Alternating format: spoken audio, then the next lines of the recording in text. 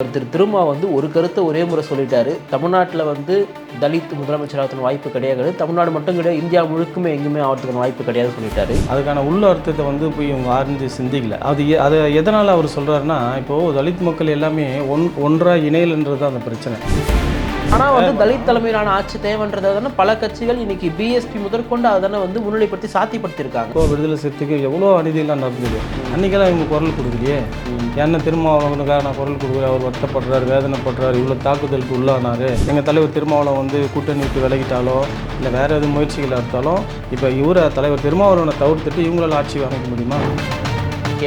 யார் சொல்லிட்டு வர பறையர்னு யார் சொல்லிட்டு வரும்? அந்த சமூகத்துடைய பிரதிநிதினு ஒருத்தர் சொல்லிட்டு வருவாரு. சரி, அவங்கள பார்த்து செருப்பால் அடிங்கன்னு சொல்றதெல்லாம் அதாங்க சொல்றீங்க. அவர் தலைவர் திரும்ப சொல்றது முழுசா படிச்சுட்டு பேசணும்.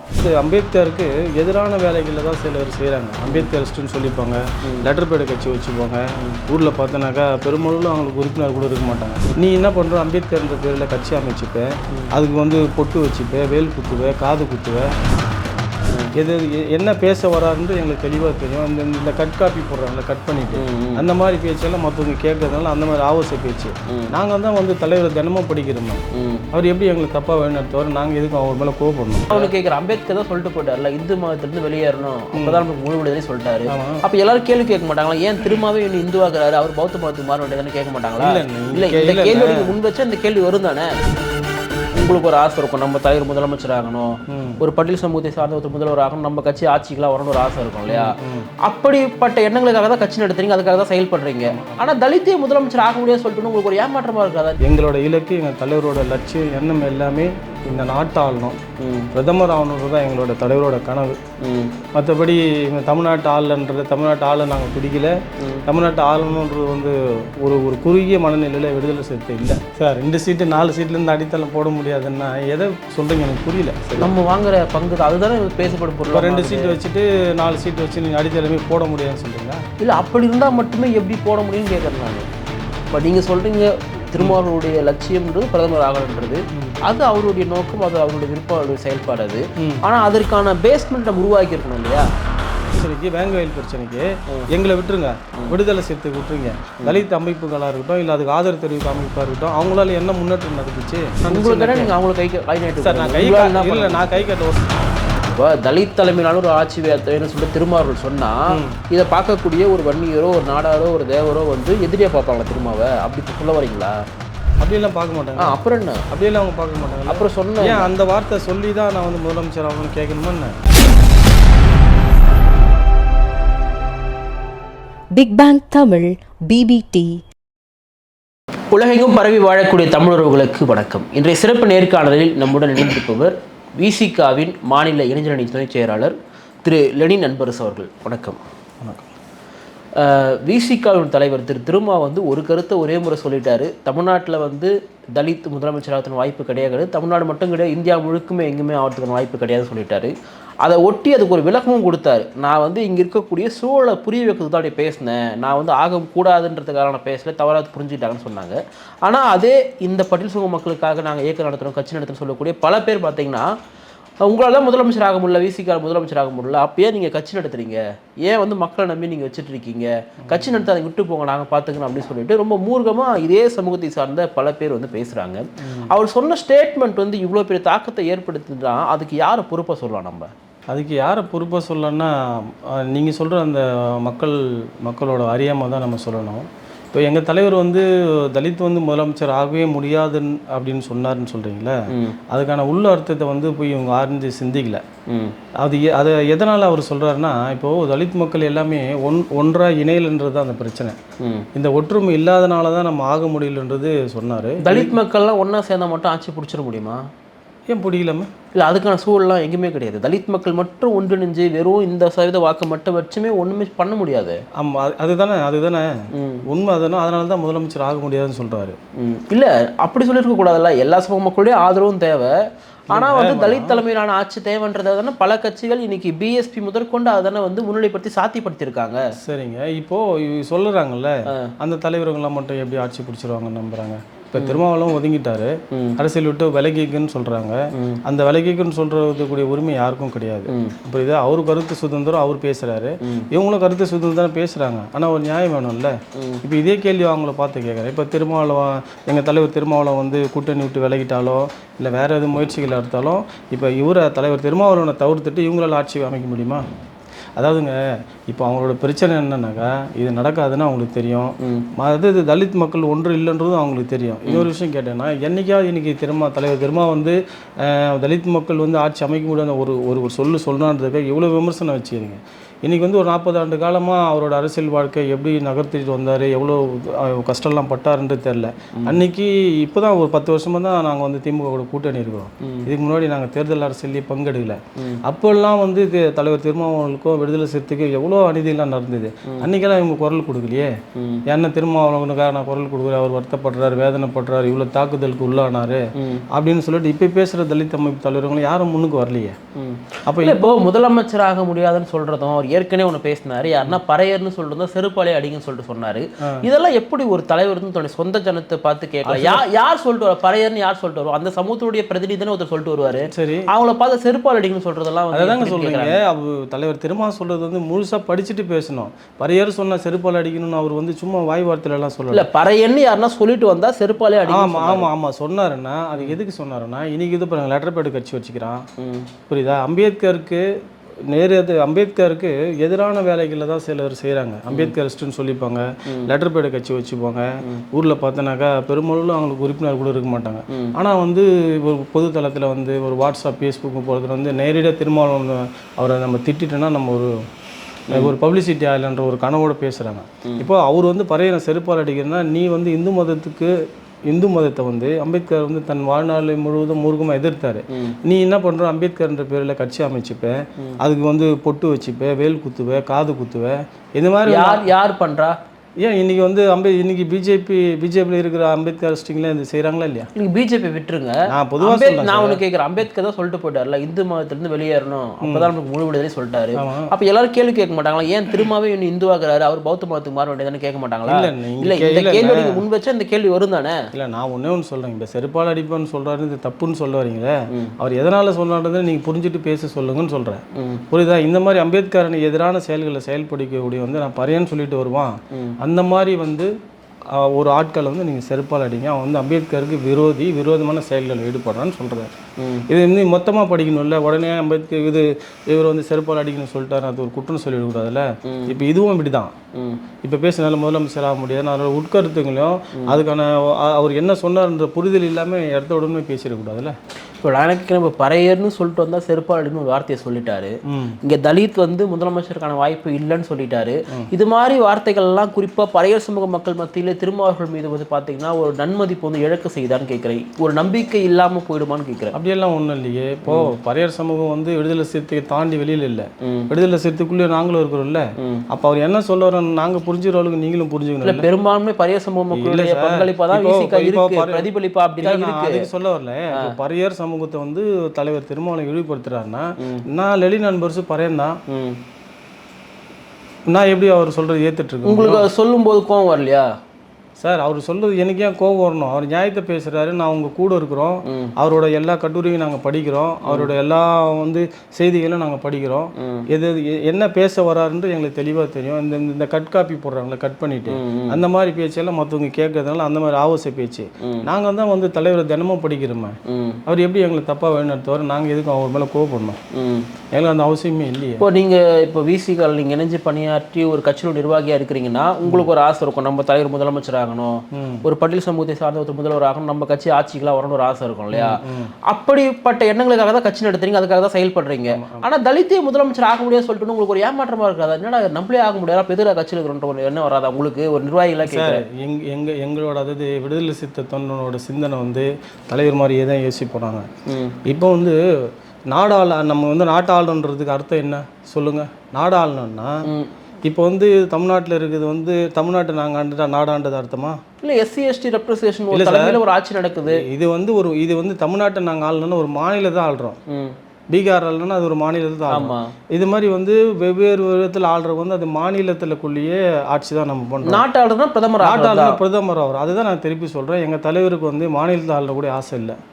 எங்களோட இலக்கு, எங்கள் தலைவரோட லட்சியம், எண்ணம் எல்லாமே இந்த நாட்டு ஆளணும், பிரதமர் ஆகணுன்றது தான் எங்களோட தலைவரோட கனவு.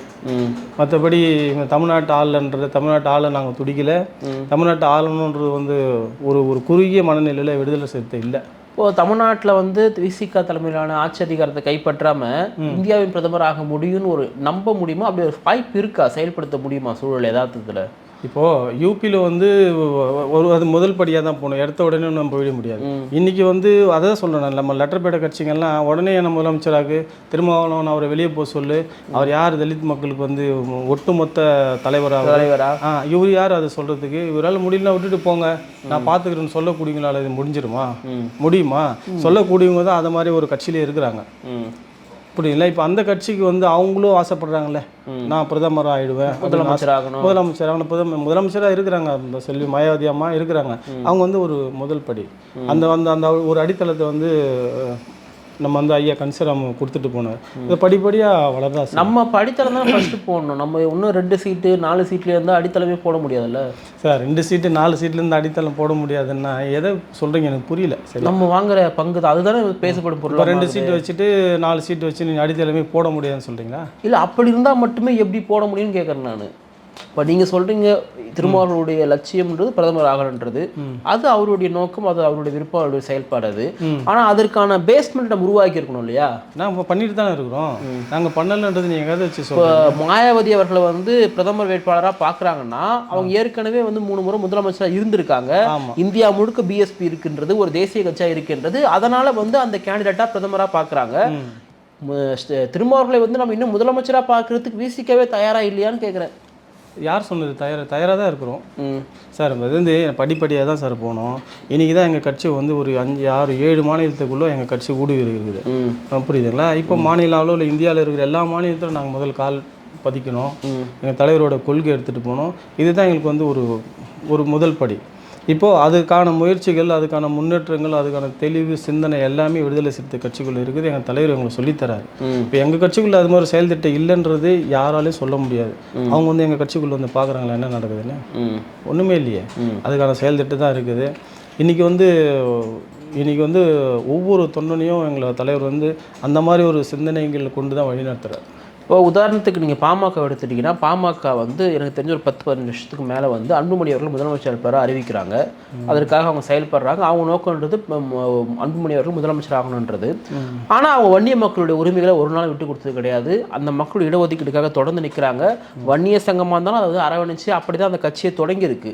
ஆனால் திருமாவளவன் வந்து இங்கே வெளிப்படையாகவே வந்து பட்டியல் சமூக மக்களுக்கான ஒரு தலைவர் அறியப்பட்டிருக்காரு, தலித் மக்கள் தலைவர் அறியப்பட்டிருக்காரு, பெரும்பான்மையாக பறைய சமூக மக்களுடைய வாக்கு வங்கிகளை அடக்கின ஒரு தலைவராக இருக்காரு. ஆனால் இவர் மட்டும் வெளியே நான் போயிட்டு பொது நீரோட்டம் மட்டும் பேசுகிறாரு.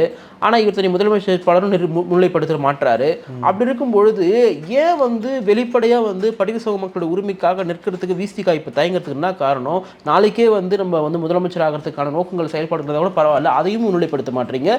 பட்டியல் சமூக மக்களுடைய உரிமைகளுக்காக களத்தில் வந்து நிற்க மாட்டாங்க, பறைய சமூக மக்களுடைய உரிமைகளுக்காக பேச மாட்டாங்க. ஒரு வெளிப்படையான ஒரு பார்வை இருக்குல்ல, அதுக்கு பதில் எந்த இடத்துல பட்டியல் சமூக மக்களுக்கு விடுதலை சிறுத்தை நிற்கல?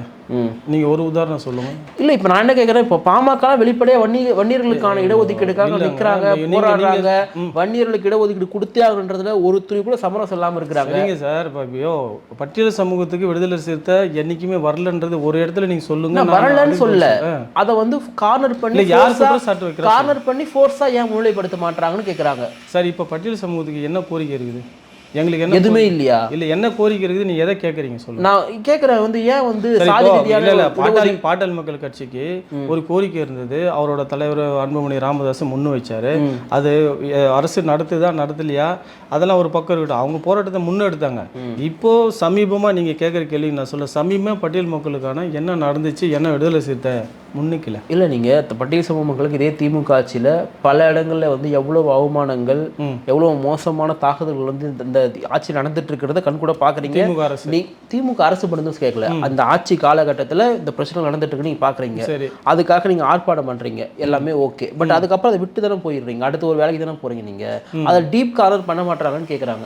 எதுல பண்ணலன்னு நீங்க வேங்க வயல் எடுத்துங்க, மேல்பாதை எடுத்துங்க, இப்போ கூட கொஞ்ச நாளுக்கு முன்னாடி கூட வந்து ராணிப்பேட்டில் வந்து ஒரு ஆணவ கொலை வந்து சரி சார், இப்போ ஜஸ்ட் நம்ம ஒரு லெட்டர் மட்டும் கொடுத்துட்டு ஒரு அறிக்கை மட்டும் கொடுத்துட்டு கடந்து போயிடுறாங்க. மற்ற பிரச்சனைகளுக்காக இவங்க காரணம் பண்றாங்க. இந்த வேங்க வயல் பிரச்சனை, இப்போ அந்த விசசாராயம் குடிச்சு இறந்தாங்கல்ல, இதுல எல்லாமே வந்து திமுக மட்டுமே சம்மந்தப்படலையே. திமுக நானுமே அப்படி கேள்வி கேட்கல. இல்லை நான் சொல்றேன் சார், இப்போ வந்து திமுக அரசுல வந்து இவ்வளோ அவலங்கள் நடக்குது, இது நீங்க வந்து ஆர்ப்பாட்டம் பண்றீங்க, அதுக்கப்புறம் அது கண்டு காணாம போயிடுறீங்க அப்படின்னு நீங்க சொல்றீங்க. இப்போ நாங்க முன்னெடுத்த 2 போராட்டத்திலையும் ஒரு சில மாற்றங்களை வந்து அரசு செஞ்சிருக்குது. எதுவுமே செய்யாததுக்கு நாங்கள் என்ன போராட வந்து வேலை வெட்டி இல்லாமல் இருக்கிறோம்? சொல்லுங்க. இது அந்த மாதிரி நீங்க கொச்சையா பேசக்கூடாது. என்ன செஞ்சுதுன்னு சொல்லிட்டு வேலை வெட்டி இல்லாமல் இருக்கிறோம். சரிங்க, நான் ஒன்று சொல்லுங்க சார். இப்போ வேங்க வயல் பிரச்சனைக்கு எங்களை விட்டுருங்க, விடுதலை சிறுத்தைக்கு விட்டுருங்க. தலித் அமைப்புகளாக இருக்கட்டும், இல்லை அதுக்கு ஆதரவு தெரிவிக்க அமைப்பாக இருக்கட்டும், அவங்களால என்ன முன்னேற்றம் நடந்துச்சு? சார் நான் கை காட்டல. ஒரு லாஜிக் புரிஞ்சுக்கங்க.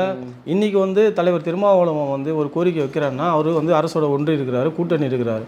அவருக்கு செவி கொடுக்குற அரசு மற்றவங்களுக்கு செவி கொடுக்குதா இல்லையான்றது நம்ம இல்லை கொடுக்கல.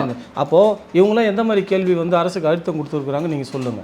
இப்போ சொல்லுங்க, விடுதலை சிறுத்தையை கேட்டுட்டு என்ன செய்யலன்றதை நான் சொல்றேன். ஏன் வந்து வெளிப்படையாக ஒரு தலித் தலைமையிலான ஒரு ஆட்சி தான் வேணும்னு சொல்லிட்டு திரும்ப வந்து இது வரைக்கும் ஏன் வந்து ஒரு குரல் வந்து கொடுக்கலன்னு கேட்குறாங்க?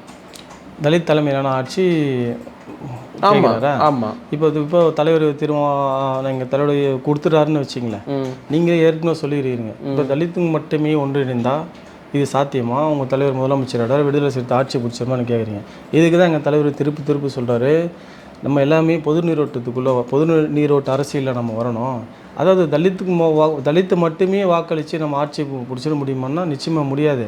இதில் அனைத்து சமூக மக்களுக்கிட்டே நம்ம போகணும். அது வந்து இப்போ தலித் தலைவர்களான ஆட்சி வேணும்னு சொன்னால் அது அனைத்து சமூக மக்கள்கிட்ட எதிர்பார்ப்பு முடியும்னு பார்க்குறீங்களா நீங்கள்? எதிர்பார்க்கலாம் எனக்கு புரியல நீங்கள் சொல்கிறது. இப்போ தலித் தலைமையிலான ஒரு ஆட்சி வேணும்னு சொல்லிட்டு திருமாவர்கள் சொன்னால் இதை பார்க்கக்கூடிய ஒரு வன்னியரோ ஒரு நாடாரோ ஒரு தேவரோ வந்து எதிரியாக பார்ப்பாங்களா திருமாவை? அப்படி இப்போ சொல்ல வரீங்களா?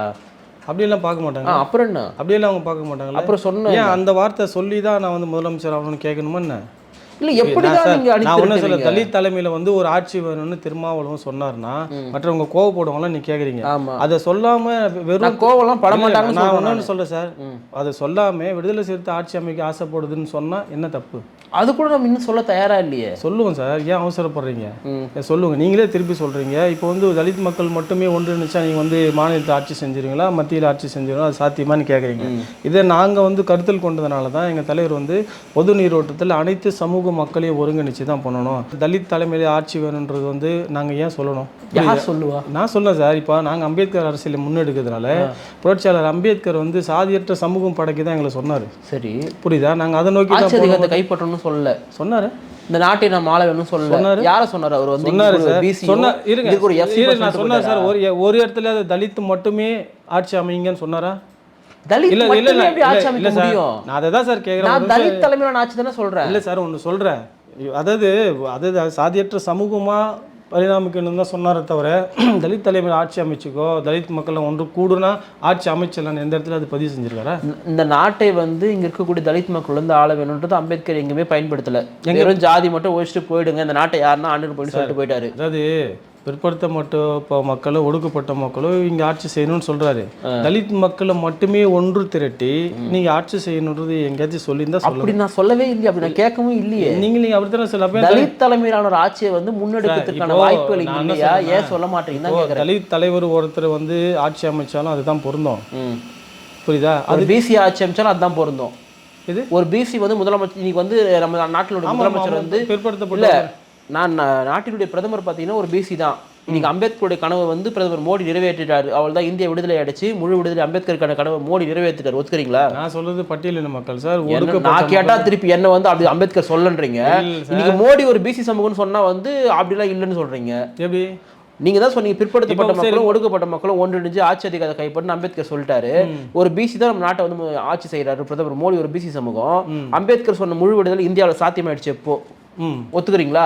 அப்படி ஒத்துக்க முடியாது. ஏன் ஒத்துக்க முடியாது? இப்போ அம்பேத்கர் சொன்ன அரசியல் சரி, ராகுல் காந்தி பிரதமர் ஆயிட்டா ஒத்துப்பீங்களா? சார் இப்போ அம்பேத்கர் முன்னெடுத்து இல்ல, நான் நீங்க சொல்றதுக்கே வரேன்.